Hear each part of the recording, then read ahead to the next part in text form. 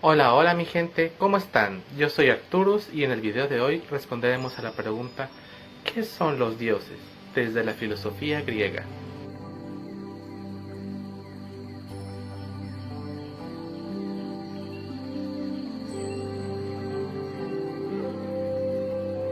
Bueno, siguiendo la vía negativa del neoplatonismo, comenzaremos diciendo lo que no son los dioses. Los dioses no roban, no cometen adulterio, no se engañan los unos a los otros, no beben ni fornican. Los dioses no son negros o blancos, o de cabello rizo o rizado, como los retratan los poetas de la mitología, la cual se traduce normalmente como tratado de mentiras, pero en realidad mitos significa relato o historia. Y van más allá de explicar los fenómenos naturales. Según Salustio, los mitos imitan la bondad de los dioses, y dignos de su esencia, objetivo realizado a través de los mitos, el alma considera a los mitos como velos de la verdad indecible. Algunos mitos son teológicos, otros psíquicos, físicos, materiales. Los teológicos son concernientes a los filósofos, los que no conservan cuerpo alguno, como Crono y su regurgitación. Los psíquicos hablan sobre el comportamiento del alma. Estos mitos son diferentes de los mitos teológicos, que son más abstractos e intelectuales, y de los mitos físicos, que explican cómo operan los dioses. Los mitos materiales se enfocan en aspectos más concretos y prácticos, facilitando la comprensión de conceptos divinos. Y cosmológicos. Los mitos materiales se enfocan en aspectos más concretos y prácticos, facilitando la comprensión de conceptos divinos y cosmológicos para que aquellos que no están familiarizados con las complejidades filosóficas. Y los mistéricos, los cuales hablan sobre ritos de la iniciación. Los dioses en realidad son principios divinos y cada corriente filosófica nos enseña mediante el razonamiento cómo son los dioses. Los pitagóricos enseñan que los dioses son la encarnación de las leyes universales. Dios es la armonía, Dios es el orden, la armonía por la que existe y se mantiene el universo. La naturaleza de la divinidad consiste en un círculo cuyo centro está en todas partes y la circunferencia en ninguna. El punto que aparece en el vértice del ángulo superior representa la mónada, el origen o el Dios primero, el germen de manifestación del absoluto, del Dios sin forma y sin nombre, el infinito y eterno espíritu. Para los platónicos y neoplatónicos, todo Dios es bueno, impasible e inmutable. Las esencias de los dioses no han sido nunca creadas, ni están contenidas en un espacio, ni están separadas de la causa primera, ni entre sí.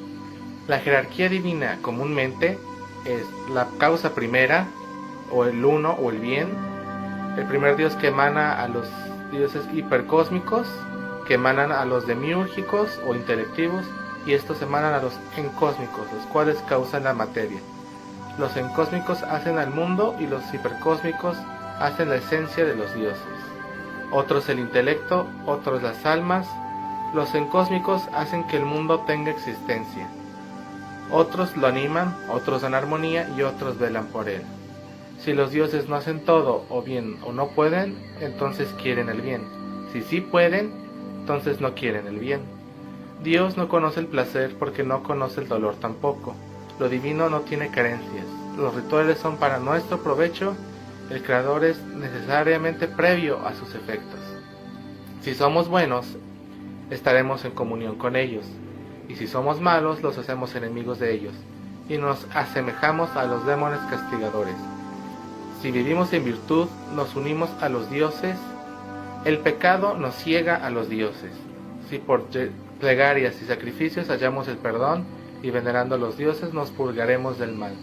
Si tenemos todo de los dioses, es justo ofrendar a los dadores, las premisas de sus dones bajo la forma de ofrendas. Si el mundo perece, perece por sí mismo, los dioses no lo destruirán. Los dioses, como nada les falta, no pueden estar privados ni de la bondad ni de la belleza. Son indulgentes hacia los amantes, porque jamás será abandonado por los dioses el que se esfuerza en llegar a ser justo y se convierte por la práctica de la virtud, tan semejante a la divinidad cuando le es posible al hombre semejarse a Dios. Para los dioses hay bien, eso sí, pero no mal alguno. Entre los dioses, es decir, las hipóstasis en el neoplatonismo, no hay ni convive el mal. Esta es la vida de los dioses, indedme, bienaventurada. Aquí no existe el mal en absoluto, y si ese fuera el final, no existiría mal alguno, sino el bien primario y los bienes de segundo y tercer orden. Todas las cosas están en torno al Rey de todas las cosas, aquel es causa de todas las cosas, bellas, y todas son de aquel, el segundo en torno a la segunda, y el tercero en torno a la tercera. Pues estos son seres, lo que está más allá de los seres, el mal no puede encontrarse entre los seres, ni en lo que está más allá de los seres, porque estos son buenos. Solo los buenos son felices, porque por eso mismo los dioses son felices. En el mundo inteligible es preferible no llamar daimon a nadie, sino decir que, aun cuando existe un demon en sí, también este es un dios. El demon del alma superior, visto desde el alma superior, es un dios, y visto desde el alma inferior es un demon. Y que en el mundo sensible, a su vez, los dioses visibles, hasta la luna inclusive, son dioses secundarios, subsiguientes a aquellos y en correspondencia con aquellos, con los dioses inteligibles y suspendidos de ellos, como el que aureola a cada astro. El sol de allá era en verdad aquella inteligencia trascendente, el sol trascendente de la forma de sol, que es a la vez una inteligencia trascendente, puesto que cada forma individual es una inteligencia individual, es decir, un alma superior. La idea general del pasaje es como si el sol inteligible es el modelo del sol sensible. Este a su vez es un dios animal dotado de alma inferior o sensitiva vegetativa y el alma superior o intelectiva. El sol sensible está en contacto inmediato con su alma inferior, está con la superior y está con el sol inteligible, dado que cada alma individual está prendida de una inteligencia individual. En efecto, el sol como ejemplo de nuestro razonamiento, y a continuación de él, había un alma permanente suspendida de una inteligencia permanente. Pues si bien esta alma comunica sus propios límites, los que colindan con el sol sensible, al sol sensible, y logra que por mediación de sí misma esté en conexión con lo inteligible, convertida como en intérprete tanto de lo que llega del sol inteligible al sensible, como de lo que llega del sensible al inteligible, en medida en la que el sensible llega hasta el inteligible por mediación del alma. La razón de ello es que ningún inteligible dista mucho ni está lejos de ningún sensible, al mismo tiempo que si está lejos en cuanto distinto y en cuanto a que no está mezclado, sino que está en sí mismo, así que está junto al sensible sin dejar de estar aparte. Por ello son dioses. Los dioses sensibles, porque jamás se apartan de los inteligibles, es decir, que de un lado están vinculados al alma primitiva mediante el alma que en cierto modo se apartó de aquella, y de otro están mirando a la inteligencia mediante aquella misma alma, por la que son los que se dice que son, pues a ningún otro modo lado mira su alma sino allá. El demon del alma superior es un dios, en el alma inferior es un daimon. La razón de la providencia es grata a los dioses, es decir, la naturaleza. Conectó a cada cosa con cualquier dios conforme al cual, cada cosa, vino a la existencia con el dios en el que el alma puso la vista y el que poseía mientras creaba, y por consiguiente no era posible que esa cosa se quedara sin participar en él. Pero, por otra parte, tampoco era posible que aquel descendiera hasta ésta. Llamamos dioses a principios primeros de los seres autosuficientes. Los dioses, si realmente están apartados de todo lo corpóreo, no son aprehensibles a la sensación, opinión, razonamiento, ni por la intelección acompañada de razón, porque tales conocimientos son propios de los seres. Pero la existencia de los dioses supera las esencias y se define como según la unidad del todo. Lo divino es cognoscible al alma, lo sensible a lo sensible, la opinión a lo opinable, lo intelectivo a lo inteligible, y lo uno a lo más unificado o inefable de lo inefable. Como lo divino trasciende la naturaleza, conviene que los discursos de los dioses sean puros. Los dioses existen, son providentes con todos, actúan con previsión, cuidado y prudencia, hacen todo con justicia y nunca reciben engaño de los aduladores. ¿Qué hay más relevante que la existencia de los dioses, o su providencia conforme a la bondad, o su potencia inflexible y firme por las cuales producen un modo unificado los seres secundarios. Los conllevan de un modo puro y los convierten hacia ellos, mientras ellos ordenan todo lo demás sin sufrir nada por parte de los aduladores, ni ningún cambio por la realidad de los seres, que son objetos de la providencia. Los dioses son causas todas del movimiento. Unos poseen caracteres propios de la esencia y la vida conforme a la potencia de moverse por sí mismos, del vivir y de obrar por sí mismos. Otros tienen el carácter del intelecto y por su ser mismo despiertan a las realidades secundarias, a favor de la vida conforme a la fuente y el principio de todas las procesiones del movimiento que está en ellos. Hacia el segundo y tercer nivel del ser, los que tienden a carácter propio de la unidad y que divinizan todos los géneros en su totalidad por la participación en ellos mismos conforme a la originaria, perfecta, incognoscible potencia de su actividad. Los dioses son providentes al mismo tiempo tanto que de todo como de las partes. Si los dioses producen todo, sostienen todo con sus protecciones incognoscibles. El bien es el ser de los dioses, y en este los dioses tienen existencia, pero ser providente de los inferiores es para ellos hacerlos participar de cierto bien. Los dioses no son compañeros de toda virtud, por esto ni por negligencia, ni por debilidad, ni por ignorancia se alejan de la providencia de los inferiores. El conocimiento es óptimo, la potencia pura, la voluntad generosa desde lo cual se han manifestado providentes de todo y de ningún modo inferiores a su donación de bienes. La providencia no arrastra a los dioses hacia los inferiores o que los priva de su trascendente superioridad, o bien se les hace la vida penosa y trabajosa a aquellos que se encuentran lejos de las dificultades humanas.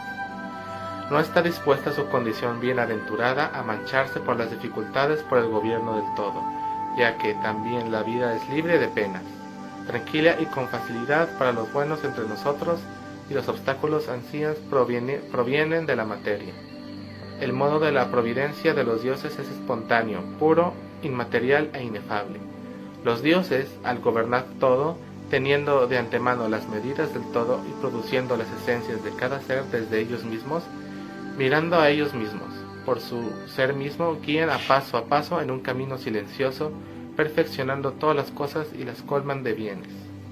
Quieren de todo lo que pueden por su mismo ser, ya que lo que pueden hacer todo y lo hacen desde su mismo ser. Reúnen la causa de su acción y de una voluntad generosa. Todo lo venerable y lo honroso está en los dioses de modo originario. Los dioses son guías inmutables del cosmos. Los hombres son partícipes de esta virtud en razón de semejanza con los dioses. El que es más semejante a los dioses es más feliz que aquellos que están privados de esta semejanza. Estas dos son leyes teológicas. Los dioses son dispensadores de todos los bienes y no son mera causa del mal. Los dioses son inmutables y no pueden cambiar de forma engañando y encantando. Se mantienen puros de la mentira. Estas leyes dependen de tres nociones acerca de lo divino: la inmutabilidad, la bondad y la verdad.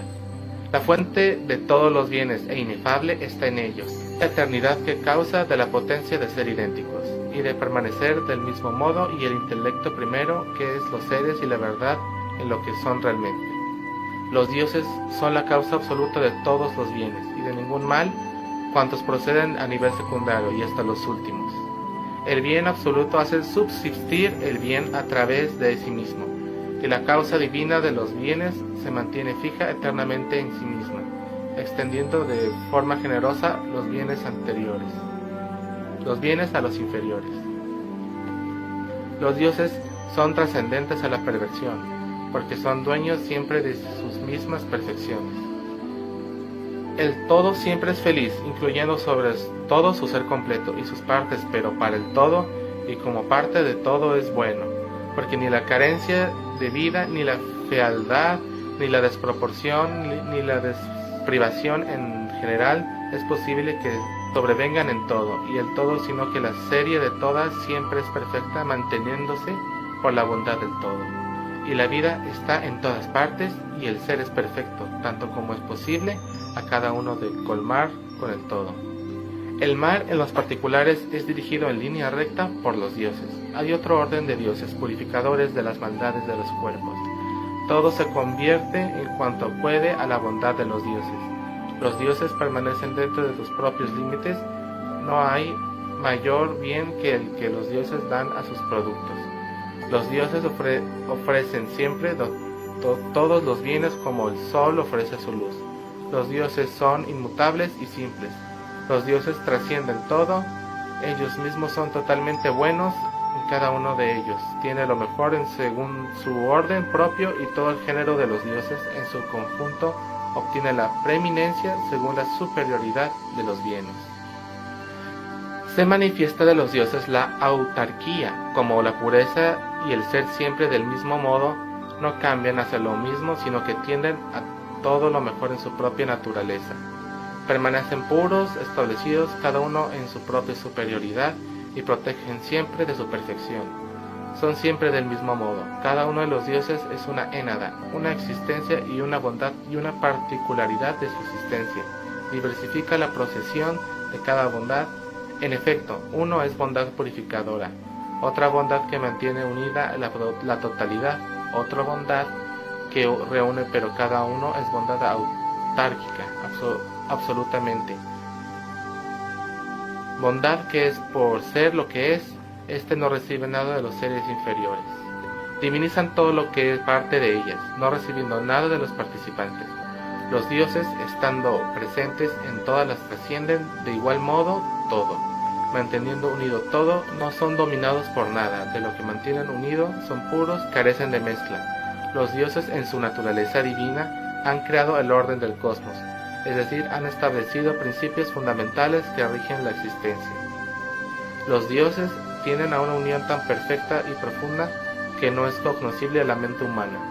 La simplicidad de los dioses no es como la forma psíquica, porque el alma, que es en el intermedio entre esencias invisibles y la que se divide en los cuerpos, participa en ambos extremos. Los dioses son superiores a toda partición, división y separación o relación con los seres inferiores. Y a toda composición. Los dioses están en lugares inaccesibles, se extienden sobre todo el universo y sobresalen eternamente sobre las esencias. Las iluminaciones que vienen de los dioses hacia los inferiores las colman de su particularidad inmutable. El ser de los dioses es la única simplicidad, siendo ellos uniformes. Tienen manifestaciones múltiples, ofrecen imágenes corpóreas de las realidades incorpóreas, imágenes sensibles de las realidades inteligibles. Los dioses no mienten y no es causa de engaño ni de ignorancia para nosotros o cualquiera de los seres. Los seres tienen una énada oculta incognoscible, porque la fe es más antigua que la actividad cognoscitiva. No solo nosotros, sino los mismos dioses, y por esto todos los dioses son unidos y alrededor de un único centro de modo inefable. Reúnen todas las potencias como sus procesiones, y la fe no es lo mismo que se pierde errando en lo insensible, que está lejos de la ciencia y mucho más de la verdad de los dioses, mientras que la fe en los dioses supera todo conocimiento por la misma elevada unificación. Y por esta misma liga los seres inferiores con los primeros, y esta es diferente de la actividad del intelecto. Hay tres caracteres que colmanan a la divinidad, que se extienden a través de todos los géneros superiores: bondad, sabiduría y belleza. Todo Dios subsiste según la más alta cima de la unificación de los seres. Lo divino no es sólo la existencia y lo uno que cada orden del ser, sino que al mismo tiempo participante y participado, y uno de estos es Dios, el otro lo que es divinizado. Los dioses participan de lo uno, y lo uno participa estrechamente de los dioses. Platón celebra las realidades que participan de los dioses con los mismos nombres y démones. Los dioses participan de lo uno, y lo uno participa estrechamente de los dioses. Platón celebra las realidades que participan de los dioses con los mismos nombres, y las denomina dioses. Al alma divina le llama Dios. Así pues, tanto los caballos como los cocheros son buenos y de buen linaje, y todavía de una manera más clara por lo que sigue y está en la vida de los dioses. Las realidades siempre están unidas a los dioses y que forman una sola serie en ellos. Platón llamaba a los demones y a algunos hombres dioses también. Por lo tanto, se ha de comprender que todo esto que Dios puede referirse a lo que es simplemente Dios, aquello que lo que es según unificación, según participación, según contacto y según semejanza. Cada uno de los seres más que esencialmente es Dios, los demonios que son dioses según el contacto con aquellos, mientras que las almas humanas participan de esta denominación por la semejanza. Todo esto es más bien divino que Dios. Lo divino es inferior a la deidad originaria, como lo unificado a lo uno, lo intelectivo al intelecto y lo animado al alma. Siempre preceden las realidades más uniformes y más simples, mientras la ordenación de los seres concluye en lo uno mismo. Así pues, para nosotros lo divino tiene tal definición. El último eco de la inmortalidad son las realidades eternas y divinas. Lo mortal es disoluble, mientras que lo inmortal es indisoluble. La procesión de los dioses es siempre según la unificación, ya que la procesión de los dioses es siempre según la unificación, ya que las realidades segundas tienen uniformemente su fundamento en aquellas que las preceden, y los productores mantienen unidos a los productos. Los dioses han establecido el paradigma en ellos mismos, la no generación. Los dioses son engendrados, pero hay en ellos un orden de procesiones primeras, segundas y últimas. El principio paterno de los géneros de los dioses son hacedores, protectores y conservadores. Los del principio materno son generadores, dadores de vida y de movimiento, y de la multiplicación de las potencias, de la variedad y de las procesiones. Sobre el nombre de los dioses debe ser respetados porque es necesario honrar hasta el eco de los dioses, venerándolos y estableciéndolos en sus principales paradigmas. La naturaleza de los dioses es multiplicidad, y están unidos en una sola potencia por existir. Mientras más cerca de esta el bien, menor es el movimiento, y si más alejado está del bien, mayor es el movimiento. Es necesario que el principio de los seres no sea ninguno de los seres. Los mismos dioses han establecido con leyes un mismo orden entre ellos, y necesariamente la verdad acerca de ellos distinga las causas antecedentes de los seres, y los seres segundos, terceros, que derivan de estas causas. La bondad de los dioses no es una forma ni una disposición, sino plenitud de la autarquía divina y de la potencia divina, conforme a la cual los dioses colman de todos los bienes. El mal manifiesta a los dioses como padres de todos los seres. Los dioses son pasibles. La teurgia nos acerca a los dioses. De cierto modo también los ritos de aplacar a la cólera. Y de cierto también los ritos de aplazar a la cólera serán diáfanos, si aceptamos en su profundidad la cólera de los dioses. Pues bien, en ella no es como creen algunos, un resentimiento arcaico y constante, sino un apartamiento de la solicitud benéfica de los dioses, apartamiento de carácter voluntario, como si a mediodía, ocultándonos de la luz, nos echamos encima de la oscuridad y nos privamos del don benéfico de los dioses. Los dioses, o por los demonios, se les invoca como socorredores, protectores del mal y salvadores. Nosotros, si somos buenos, por semejanza con los dioses entraremos en comunión con ellos, pero si somos malos, por semejanza nos alejamos, y si vivimos de acuerdo con la virtud, nosotros, si somos buenos, por semejanza con los dioses entraremos en comunión con ellos, pero si somos malos, por desemejanza nos alejamos. Y si vivimos de acuerdo con la divina virtud, nos unimos a los dioses, pero si somos malos, los hacemos enemigos nuestros, no porque ellos se irriten, sino que por nuestros pecados no permiten que los dioses nos iluminen y nos ligan a los demonios castigadores. Por el contrario, si por plegarias y sacrificios hallamos el perdón de nuestros pecados, veneramos a los dioses y los cambiamos, por lo menos cuando nuestro vicio, por medio de estos actos y por la conversión hacia lo divino, de nuevo gozamos de la bondad de los dioses, de forma que es equivalente decir que el Dios abomina de los malos y que el sol se oculta a los que han perdido la vista. No es por medio de poderes ni por órganos que los dioses reciben en sí las plegarias, sino que contienen en sí las realizaciones de los bienes demandados por los hombres, especialmente de aquellos que por el ritual sagrado de la circunstancia de que se hallen bien acentuados entre los dioses y unidos a ellos, simplemente en ese movimiento lo divino en sí la relaciona consigo mismo y no participa de los pensamientos contenidos en las plegarias, como si una persona se dijera a otra. Las necesidades de los dioses no son el resultado de influencias externas ni de violencia, sino que son inherentes a su naturaleza divina. Estas necesidades son constantes y no cambian, ya que están mezcladas con una voluntad benevolente y son amigas del amor. Debido a su naturaleza divina, estas necesidades poseen identidad e invariabilidad y están obtenidas dentro de un único límite que nunca se aparta. Por lo tanto, concluye que lo divino no está sujeto a encantamientos, pasiones o violencia, siempre y cuando los poderes de la teurgia sean auténticos. Los dioses no reciben las plegarias a través de poderes o órganos físicos, sino que ya contienen en sí mismos las realizaciones de los bienes que los humanos demandan. Esto es especialmente cierto para aquellos bienes que a través del ritual sagrado se encuentran bien asentados entre los dioses y unidos a ellos. En el momento en el que se realiza el ritual sagrado, lo divino se relaciona consigo mismo y no participa de los pensamientos contenidos en las plegarias de la misma manera que una persona se dirigiría a otra. En otras palabras, los dioses no responden a las plegarias como si fuesen seres humanos que escuchan y responden, sino que ya poseen en su naturaleza divina la capacidad de realizar los bienes demandados. La naturaleza trascendental e inmutable de los dioses está más allá de las limitaciones humanas y no actúan de manera antropomórfica. Los dioses absolutamente incorpóreos están unidos a los dioses sensibles que poseen cuerpos, es decir, los planetas. Aquí hay algunos puntos clave que destacan. Unión con los dioses. Los dioses visibles, aunque tienen cuerpos, están fuera de estos cuerpos, en el sentido de que parecen al reino inteligible los dioses inteligibles. Debido a su infinita unidad, contienen en sí a los dioses visibles.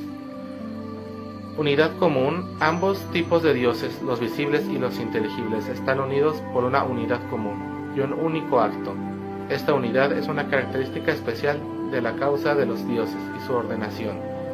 Extensión de la unidad. La misma unidad se extiende desde el nivel más alto hasta el fin del orden divino, abarcando a todos los seres.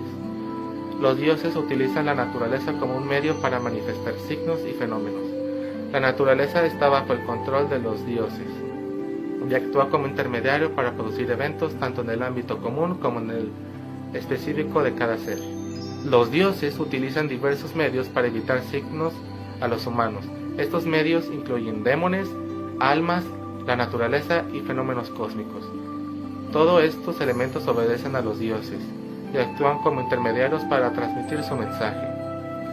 Los dioses no descienden su intelecto a las cosas terrenales, sino que permanecen en su propia esfera, y desde ahí dirigen los signos y la mántica, la práctica de la adivinación hacia ellos mismos, revelando que todo procede de su intelecto. Son dioses de verdad, son solo dadores del alma. Son dioses de verdad, los dadores de bienes. Tienen relación solo con los hombres buenos y están con los purificados del arte hierático. Tienen relación solo con los hombres buenos y están con los purificados por el arte hierático. Amputan de ellos la maldad y toda pasión. Los dioses, a cuantos seres son superiores a nosotros, quieren lo bello. Sin envidia, llenan los bienes. Con benevolencia, otorgan graciosamente a los santos lo que les conviene, llenos de compasión por las plenas de los teurgos y de cariño por los que ellos han generado, criado y educado. Las acciones de los dioses se realizan a través de la unidad, la identidad y el acuerdo. Los dioses, en cambio, poniendo su mirada en el orden de todo mundo y en la contribución del alma, los dioses imponen un juicio sobre las penas. Es la razón por la que de forma distinta entre los dioses y entre nosotros se hace el discernimiento de lo justo, y no sería asombroso que en la mayoría de los casos no lleguemos al discernimiento supremo y perfecto de los seres superiores. Entre los dioses lo justo es de otra manera a como es reconocido entre los hombres. No hay que echar la culpa a los dioses por las injusticias, porque son dispensadores de todos los bienes e inocentes del mal. Ellos no hacen nada injusto. En efecto, mucho mejor reconocer que la inaptitud de nuestras fuerzas ignora cómo se cometen las injusticias que admitir respecto a los dioses una falsedad imposible. Los dioses, pues, no hacen lo que se cree malo, sino las naturalezas que descienden de estos. Los dioses, pues, no hacen lo que se cree malo, sino las naturalezas que descienden de ellos, y los cuerpos, y puesto que no son estos como se cree quienes los infunden en una falta, sino que para la salvación del universo envían sus propias emanaciones a los de la tierra, y puesto que ellos recibiéndolas las transforman con una mezcla propia y alteración, y dadas para un fin las desvían a otros. El poder de los dioses hace conversión hacia la generación. El orden de los dioses permanece inmóvil en su identidad, este orden en el que tienen el ser. Los dioses materiales, pues, tienen una cierta comunión con la materia, en tanto que está al frente de ella, son ellos, por tanto, los que gobiernan sobre lo que acaece, son ellos, por tanto, los que gobiernan sobre lo que acaece en la materia, por ejemplo, divisiones, efecto de rechazo, cambio, generación, corrupción de todos los cuerpos materiales.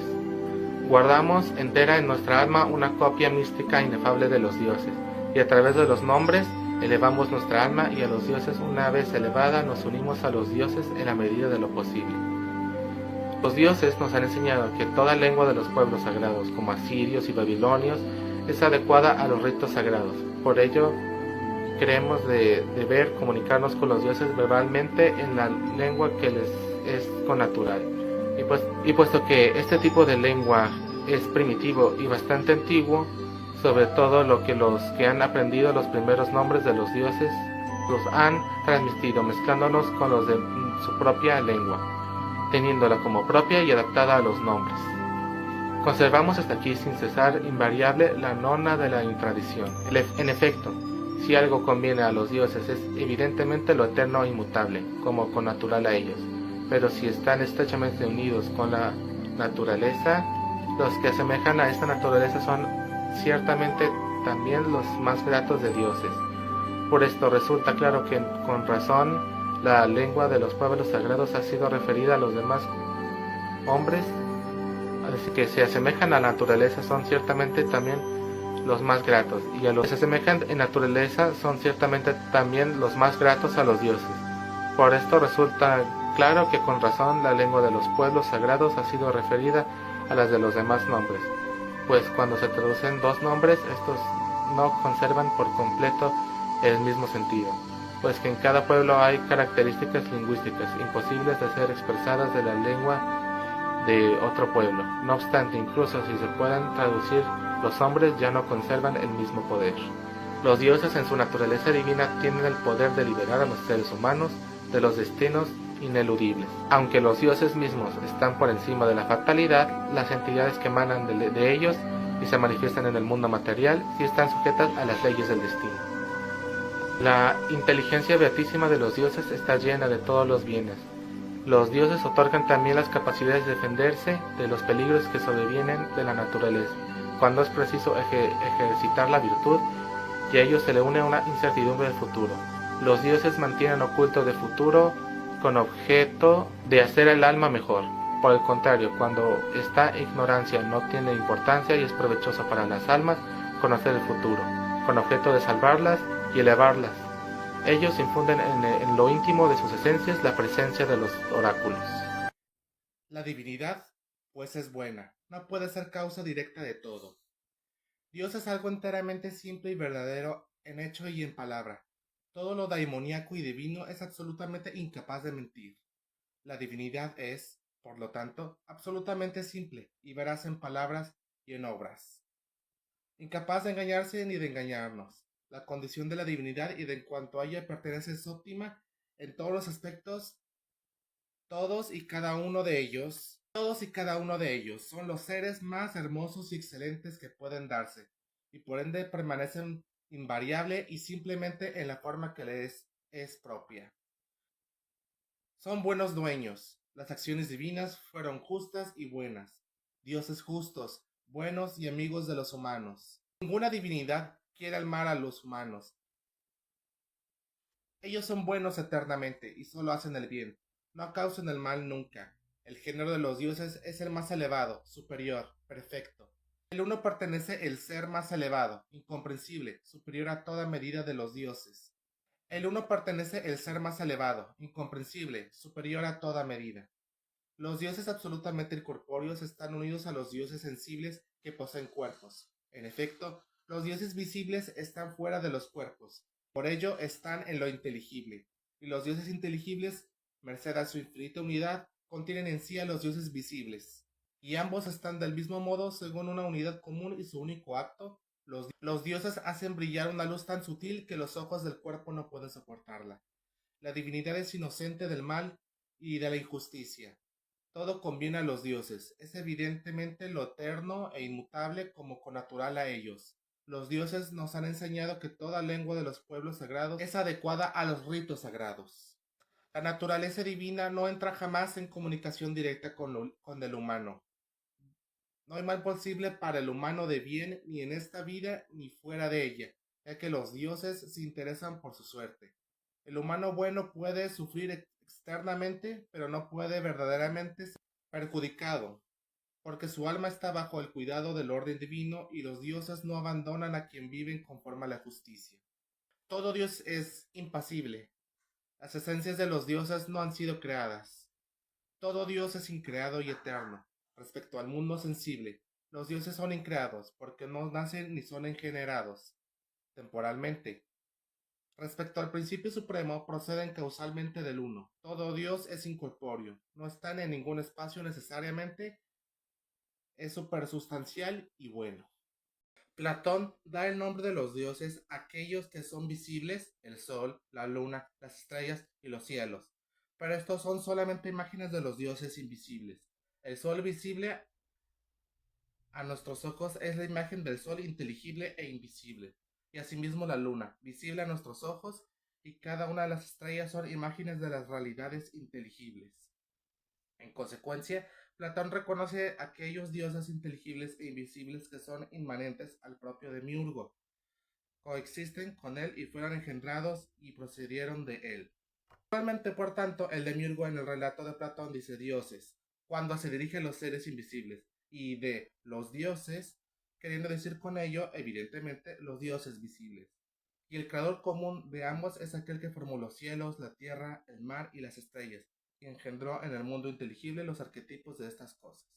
Cada atributo de los dioses presubsiste en ellos de una manera consonante con su carácter distintivo como dioses, y puesto que este carácter es unitario trasciende el ser, porque la naturaleza de las cosas creadas debe armonizar con los mandamientos de Dios. Dado que Dios es eterno, se deduce que sus preceptos también son de esa naturaleza.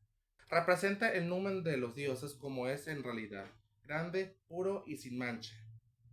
Los propios dioses se han hecho accesibles incluso a la percepción con el propósito de indicar su perfección oculta, inteligible, unificada e inefable. Dios no nos ha dado también dioses y guardianes bondadosos. Algún dios nacional que preside y bajo su mando un agatodaimón, un cacodaimón, un herbe y un orden peculiar de espíritus, es decir, daimones.